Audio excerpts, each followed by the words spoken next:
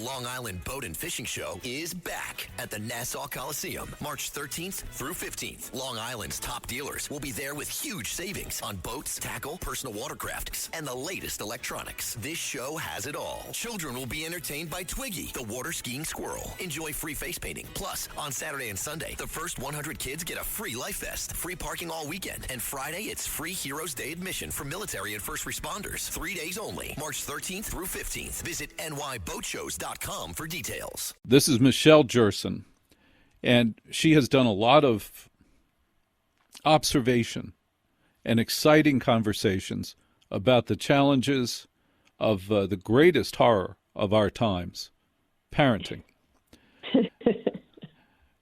Michelle, I know that you have ideas and thoughts.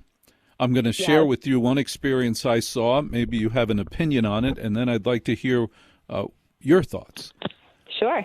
All right. I have a brother-in-law. Now, right there, that's trouble. I don't want any in-laws at all. I don't want anyone in my life with the job title of in-law, but there they are. So I have a brother-in-law who has a 12-year-old son, and his 12-year-old son is an interesting kid. He's not a bad kid. He's just a challenging kid.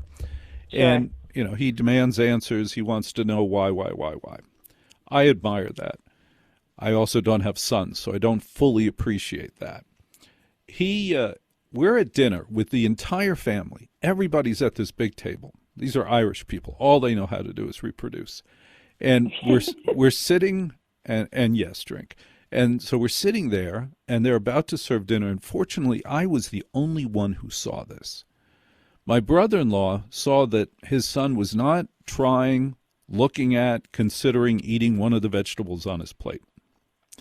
And my brother-in-law went up to him and said, "You have to try this." And he wasn't going to try it. He did not want to try it. And then my brother-in-law did what I consider the unthinkable to a 12-year-old. He picked up a piece of food and started to shove it in the kid's mouth. You have to try this.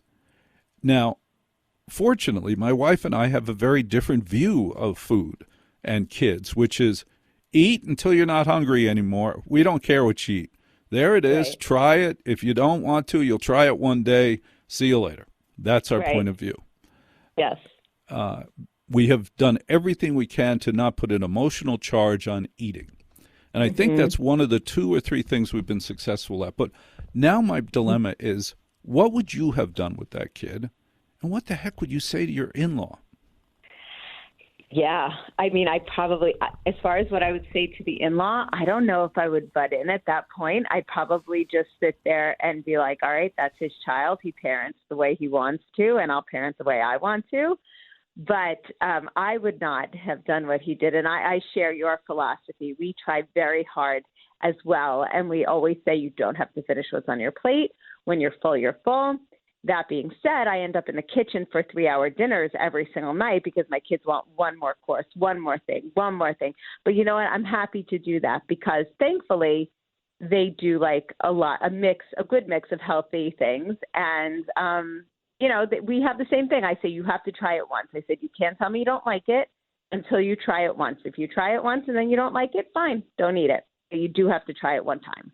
We just never make it an issue because a scientist type made a brilliant point. He said, no child in history has ever died from starvation when there was food available. Right. If they're hungry, they'll eat the food. If they're not hungry, they won't. They're not going to die from this. Now, right. Michelle, general thoughts. I know that you work in this field a lot. You have some great ideas about parenting. Why don't you pass along one of them tonight? Well, let's see. As I'm talking with you, I'm French braiding my daughter's hair.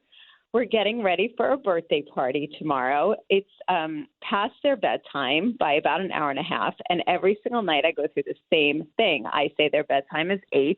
They get to bed at about 10:30, 11, and I'm out of my mind. So I think the biggest I don't have advice because I am nowhere near a perfect parent and I'm trying to get better every day. But I think the biggest thing you can give kids is your attention and your love and your patience. And that's the best we can do. And we can work to do that the best we can every day.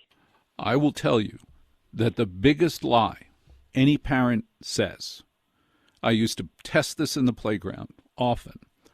I could get a straighter answer out of whether or not they could read or whether or not that what their salary was. And I say to them, hey, what time does your kid go to bed?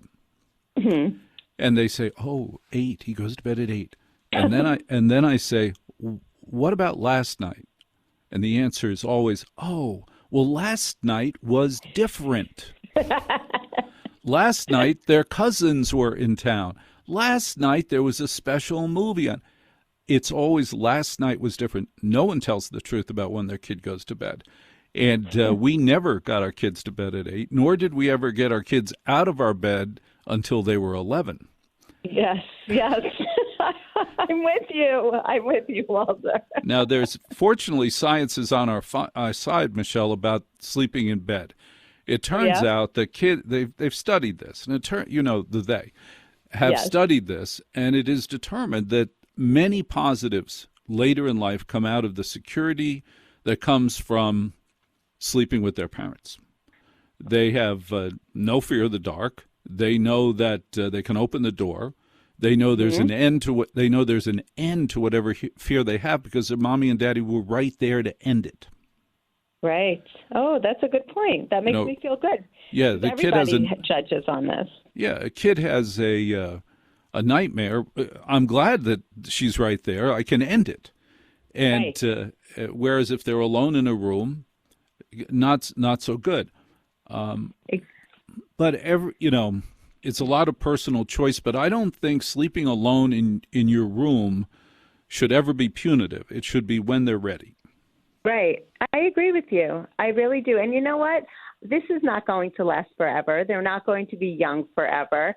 And I find it as relaxing, as stress relieving for me too. When I've had a hard day or, I'm really frustrated at the end of the day for whatever reason, if I cuddle up next to them, it helps me relax too. So I love it. And I'm never going to push them out if they want to be there. Yes, I'm aware of the selfish aspect of letting them sleep in our bed too.